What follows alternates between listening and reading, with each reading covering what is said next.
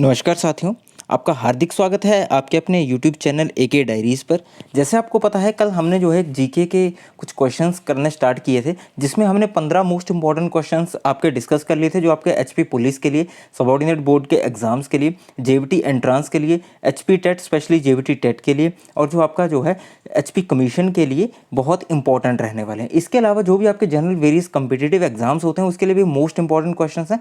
तो I hope आपने जो है कल वाले क्वेश्चन नोट डाउन कर लिए हैं और आज वाले क्वेश्चन को भी आप नोट डाउन करेंगे, कॉपी पेन आप लेके बैठे होंगे। गाइस, आज की वीडियो थोड़ी लंबी चलेगी, मैं पहले ही बताता हूं, क्योंकि आज की वीडियो में आपको बहुत सारे फैक्ट्स बताने वाला हूं। एचपी के रिलेटेड जो है वो बहुत सारे फैक्ट्स आपको पता चलेंगे। तो आइए चलते हैं, करते हैं आज की वीडियो को शुरू। पहला क्वेश्चन आपकी स्क्रीन के ऊपर, भारत में रेल सेवा कब शुरू हुई?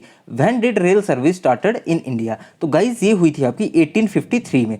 अब क्वेश्चन उठता है कि 1853 में तो रेल सेवा जो शुरू हो गई, पूरी डेट क्या है? 16 अप्रैल 1853 में। ठीक है, कहाँ से कहाँ तक चली थी? ये चली थी आपकी बॉम्बे टू ठाणे। आपको पता है बॉम्बे टू ठाणे तक चली थी ये, बॉम्बे और ठाणे के बीच में चली थी, और टोटल इसका डिस्टेंस था 34 किलोमीटर। और एचपी में आपका रेलवे का, सॉरी एचपी नहीं गाइस, भारत है इंडिया में आपका रेलवे का जनक किसको बोला जाता है?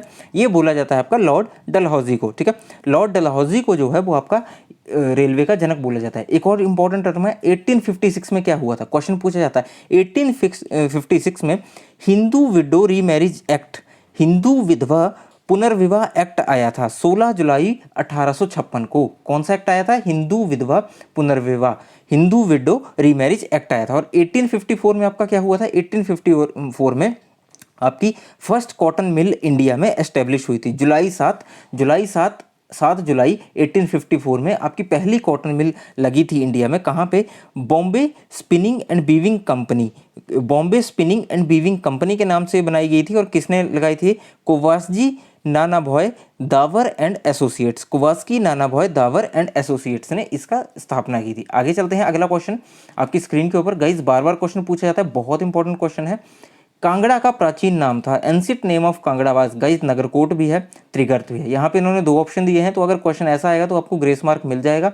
ऑप्शन नंबर ए या फिर जो बी है, आप दोनों में से कोई एक टिक करेंगे तो आपको जो कंफर्म ग्रेस मार्क मिल जाएगा। नगरकोट भी बोलते हैं और त्रिगर्त भी इसको बोला जाता है। पालमपुर जो है वो कांगड़ा में है, ठीक है, कांगड़ा का एक पार्ट है। और बुशहर जो है वो शिमला में है, रामपुर बुशहर के नाम से आपको पता है। अगला देखते हैं, क्वेश्चन नंबर 48। गाइस, क्वेश्चन बहुत ट्रिकी है, बहुत सारे क्वेश्चंस मैं आपको इसके साथ बताऊंगा, बने रहें वीडियो के साथ और कॉपी पेन लीजिए, नोट डाउन करते रहिए। पुरानी वीडियोस अगर आपने नहीं देखी हैं, प्लेलिस्ट में जाइए, वीडियोस देखिए, या चैनल के डिस्क्रिप्शन बॉक्स में जाइए, वहाँ पे आपको सारी वीडियोस के लिंक मिल जाएंगे, वहाँ पे जाके वीडियोस आप देख सकते हैं। हिमाचल को पूर्ण राज्य का दर्जा कब मिला? When did Himachal get full statehood? Guys, ये मिला था 25 जनवरी 1971 को। ये तो आपका क्लियर हो गया कि 25 जनवरी 1971 को जो है एचपी को पूर्ण राज्य का दर्जा मिला। अब क्वेश्चन ये उठता है कि कौन सा राज्य बना था? इंडिया का 18th स्टेट बनी थी एचपी।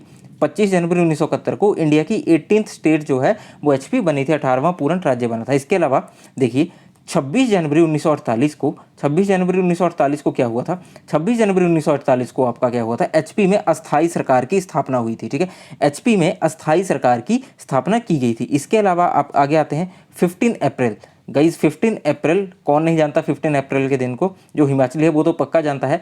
15 अप्रैल 1948 को एचपी का जन्म हुआ था। आपके अपने एचपी का बर्थडे 15 अप्रैल को मनाया जाता है। 15 अप्रैल को हिमाचल के जन्म दिवस के रूप में मनाया जाता है। इस दिन एचपी का जन्म हुआ था। आगे चलते हैं, 1951 में क्या हुआ?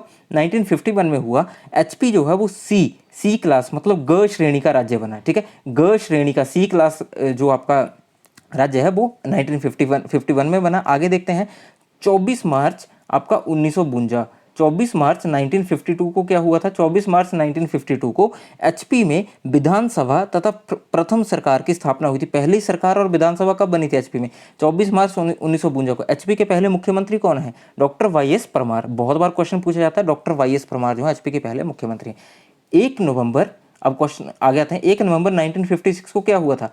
1 नवंबर 1956 को एचपी जो है वो केंद्र शासित प्रदेश बना। बहुत बार गाइस क्वेश्चन पूछा जाता है कि एचपी जो है केंद्र शासित प्रदेश कब बना? ये बना था 1 नवंबर 1956 को। आगे देखते हैं, 15 अगस्त 1957 को क्या हुआ था?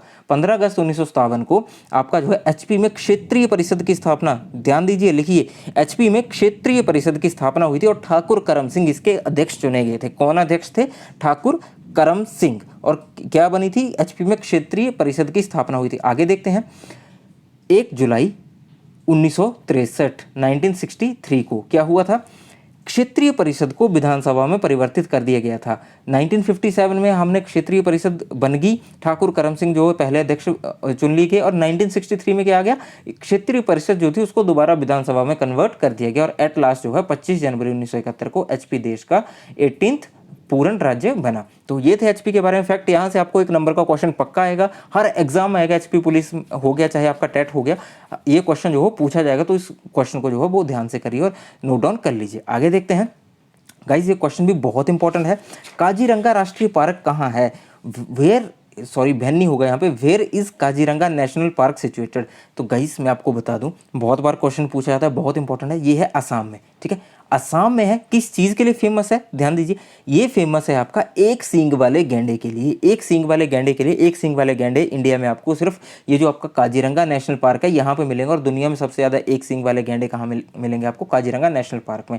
1974 में इसकी स्थापना की गई थी। आगे देखते हैं, गुजरात में आपका कौन सा नेशनल पार्क है? गुजरात में एक आपका गिर नेशनल पार्क है। ध्यान दीजिए, गिर नेशनल पार्क, और वहाँ पे जो है आपको एशियन शेर देखने को मिलेंगे। मेनली एशियन जो आपके लायन है वो रिजर्व है वहाँ पे, और 1965 में इसकी स्थापना हुई थी। एशियन शेर कहाँ देखने को मिलेंगे? गुजरात के गिर में। इसके अलावा गुजरात में एक आपका कच्छ का रण भी है, ठीक है, बहुत बड़ा है। उसमें आपको जो है वो गधे, वाइल्ड जो आपके वाइल्ड जंगली गधे होते हैं वो काफ़ी ज़्यादा देखने को मिलते हैं। उत्तराखंड में है आपका बहुत important Jim Corbett national park. Jim Corbett national park है और 1980 में जो है इसकी स्थापना हुई थी। बार बार क्वेश्चन पूछा जाता है। राजस्थान में आपका रणथंभौर जो है एक इंपॉर्टेंट नेशनल पार्क है। 1980 में जो है वो इसकी स्थापना हुई थी, और ये one of the largest tiger park है इंडिया में।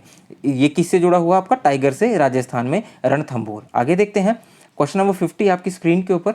चिपको आंदोलन वाज स्टार्टेड टू स्टॉप। बहुत बार गाइज पूछा जाता है, ये शुरू हुआ था कटिंग ऑफ ट्रीज, पेड़ों को काटने से बचाने के लिए जो चिपको आंदोलन शुरू हुआ था। अब क्वेश्चन उठता है कि चिपको आंदोलन के नेता कौन थे, या इसके जो है इसको शुरू किसने किया था, इसके मेन नेता किसको माना जाता है? वो माना जाता है आपके सुंदरलाल बहुगुणा। लिख लीजिए, सुंदरलाल बहुगुणा को चिपको आंदोलन का नेता माना जाता है। और ये कब शुरू हुआ था?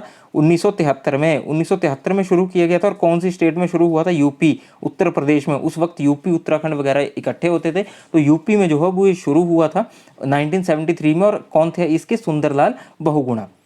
अगला चलते हैं, पीलिया रोग किस अंग से संबंधित है? साइंस का क्वेश्चन है, बहुत इंपॉर्टेंट है गाइस। पीलिया जो है वो आपको पता है लीवर से होता है, ऑप्शन नंबर बी। अगला क्वेश्चन देखते हैं, डायलिसिस किस से संबंध रखता है? Dialysis is related to, guys dialysis होता है किडनी से। किडनी का डायलिसिस जो है वो आपका किया जाता है, ऑप्शन नंबर बी।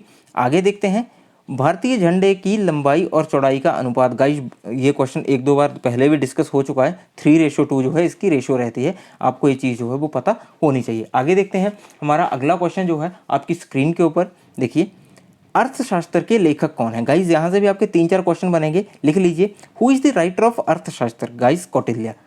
कईयों ने कौटिल्य नहीं सुना होगा, तो गाइज कौटिल्य का दूसरा नाम है चाणक्य, ठीक है। चाणक्य को ही कौटिल्य बोला जाता है। इन्होंने अर्थशास्त्र लिखा था। इसके अलावा जो चाणक्य जो है, इनका मौर्य साम्राज्य की स्थापना में बहुत महत्वपूर्ण योगदान है। चाणक्य का मौर्य साम्राज्य की स्थापना में बहुत महत्वपूर्ण योगदान है। और इनको पता है कि चंद्रगुप्त मौर्य को लेके जो है, आपको पता है कि चंद्रगुप्त मौर्य को लेके इन्होंने मौर्य साम्राज्य की स्थापना की थी। और जो आपके चंद्रगुप्त मौर्य हैं, ये पहले मौर्य सम्राट थे। मौर्य वंश, आपसे क्वेश्चन पूछा जाता है हिस्ट्री में कि मौर्य वंश की स्थापना किसने की, तो वो की थी आपकी चंद्रगुप्त मौर्य ने। इनको जो है मौर्य वंश का संस्थापक माना जाता है। और अगर ये पूछा जाए कि मौर्य वंश की स्थापना में जो है किसका महत्वपूर्ण योगदान था, वो आपका कौटिल्य चाणक्य का होगा। अब देखते हैं, जो आपके मेगास्थनीज हैं वो कौन है? मेगास्थनीज जो हैं वो ग्रीक इतिहासकार हैं, और इनकी एक बहुत फेमस बुक है। कौन सी? इंडिका। मैं लिख भी दे रहा हूँ, इंडिका जो है बहुत फेमस बुक है इनकी। बार बार पूछा जाता है कि इंडिका किसने लिखी, वो मेगास्थनीज ने लिखी। एडम स्मिथ जो है वो आपके स्कॉटिश इकोनॉमिस्ट थे, और इन्होंने एक बुक लिख रखी है, the wealth of Nations. The wealth of Nations आप खुद कर सकते हैं, द वेल्थ ऑफ नेशंस इनकी इंपॉर्टेंट बुक है। आगे देखते हैं, क्वेश्चन नंबर 55, भारत की राजधानी को कलकत्ता से दिल्ली कब लाया गया? When Indian capital shifted from Calcutta to Delhi. तो गाइज आपको पता है कि 1911 में इसको जो है वो ट्रांसफर किया गया था, स्थानांतरित किया गया था। आगे देखते हैं, अगला क्वेश्चन आपकी स्क्रीन के ऊपर, भारतीय संविधान का जनक किसे कहा जाता है? Who is called as the father of Indian constitution? तो आपको पता है कि doctor B R Ambedkar, doctor Bhimrao Ambedkar को फादर ऑफ इंडियन कॉन्स्टिट्यूशन बोला जाता है। आगे देखते हैं, जो आपके डॉक्टर राजेंद्र प्रसाद हैं ये कौन है? दीजिए आंसर। ये आपके स्वतंत्र भारत के पहले राष्ट्रपति हैं। फर्स्ट जो आपके प्रेसिडेंट हैं वो कौन से हैं? आपके डॉक्टर राजेंद्र प्रसाद, जवाहरलाल नेहरू, जवाहरलाल नेहरू जो हैं, इनका जवाहरलाल नेहरू डॉक्टर नहीं है, ये मेरी गलती है, आई अपोलोजाइज। जवाहरलाल नेहरू जो हैं वो इंडिया के फर्स्ट पीएम थे। फर्स्ट पीएम जवाहरलाल नेहरू थे और फर्स्ट प्रेसिडेंट थे doctor Rajendra Prasad. I hope आपको क्वेश्चन समझ आ गया होगा। आगे देखते हैं, चंद्रमा पृथ्वी की एक परिक्रमा करने में कितना समय लेता है? How much time moon takes for one revolution of earth? Guys ये लेता है 27 दिन और 8 घंटे। पृथ्वी की मान लीजिए पृथ्वी है और ये चंद्रमा है आपका, तो ये पूरा घूमने में यहाँ से यहाँ तक पूरा सर्कल कंप्लीट करने में 27 दिन और 8 आवर लेगा। ठीक है, आगे देखते हैं। गाइज अगर मैं थोड़ा सा फास्ट बोल रहा हूँ तो आपके लिए बोल रहा हूँ ताकि वीडियो लंबी ना खिंच जाए। आप काइंडली एक काम कीजिए, जो आपकी प्लेबैक स्पीड है उसको नॉर्मल से 0.75 पे एडजस्ट कर लीजिए ताकि आपको जो है वो अंडरस्टैंडिंग बेटर हो। अगला क्वेश्चन है, निम्नलिखित में से सिंधु घाटी सभ्यता का कौन सा स्थान पाकिस्तान में है? गाइज ये है हड़प्पा। ठीक है, हड़प्पा जो है वो अब करंटली जो है वो पाकिस्तान में है, बाकी जो है वो इंडिया में मिलेंगे आपको। लोथल वगैरह जो है वो आपको इंडिया में मिल जाएंगे, लेकिन यहाँ पे अगर ऐसे क्वेश्चन पूछा जाए तो आपने डायरेक्टली हड़प्पा जो है वो पाकिस्तान में करना है। आगे देखते हैं, एंजाइम्स सहायता करते हैं, डाइजेशन गलत लिख रखा है, respiration, reproduction none. Guys enzymes mainly आपकी हेल्प करते हैं डाइजेशन में, पाचन में। यहाँ पे हिंदी में ठीक लिख रखा है लेकिन इंग्लिश में गड़बड़ हो गई है। डाइजेशन में जो है वो एंजाइम्स आपके हेल्पफुल होते हैं। अगला क्वेश्चन गाइज, यूएनओ की किस संस्था का मुख्यालय पेरिस में है? गाइस बहुत इंपॉर्टेंट क्वेश्चन है, तो इससे 4 से 5 क्वेश्चन आपके निकल के आएंगे, तो इस क्वेश्चन को ध्यान से करिए।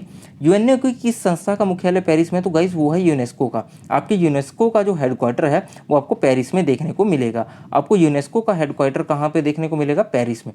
अब क्वेश्चन उठता है कि यूनेस्को की फुल फॉर्म क्या है? यूनेस्को की फुल फॉर्म आपकी है united nations educational, scientific and cultural organisation. दोबारा बोल रहा हूं मैं, united nations educational, scientific and cultural organisation.